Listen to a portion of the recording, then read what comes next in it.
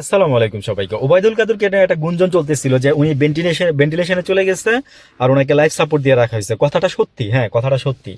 তো দুইবার এরকম করা হয়েছে ওনার লাইফে, একবার কলকাতায়, এবার ফার্স্ট।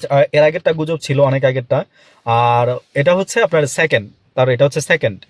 তো সে নিজে এসে বলছে, এই জন্য আমি তার কনফিডেন্টলি বলতেছি, দায়িত্ব নিয়ে।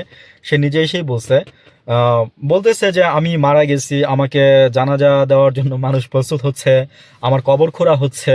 হ্যাঁ, তো এগুলো আমরা শুনতে শুনতে অভ্যস্ত।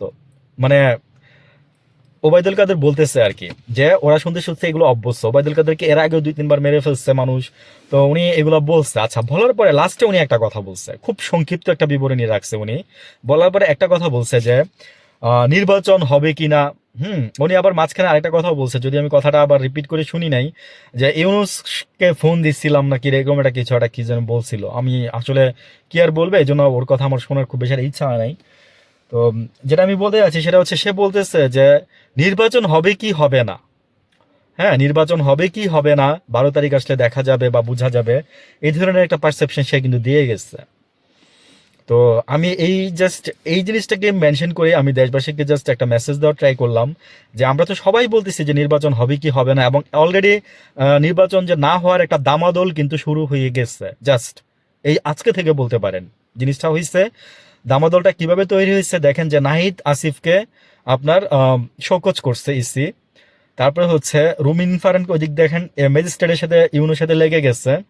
আর এদিক দিয়ে হচ্ছে আপনার আসিফ মাহমুদ সজীব ভুইয়া, সে মনে করেন যে ইসির কর্মকাণ্ডে মনে করেন যে বিরক্ত বা ক্ষিপ্ত। মানে এটা এটা এটা শুধু মানে আসিফ মাহমুদ না, এটা সারা বাংলাদেশের মানুষ ইসির প্রতি ক্ষুব্ধ হয়ে গেছে, যে ইসি এগুলো কি করতেছে। তাহলে আমি বলছিলাম না একটা কথা, যে তাহলে কথার কথাই বলি, যে হাসিনাই ভালো ছিল।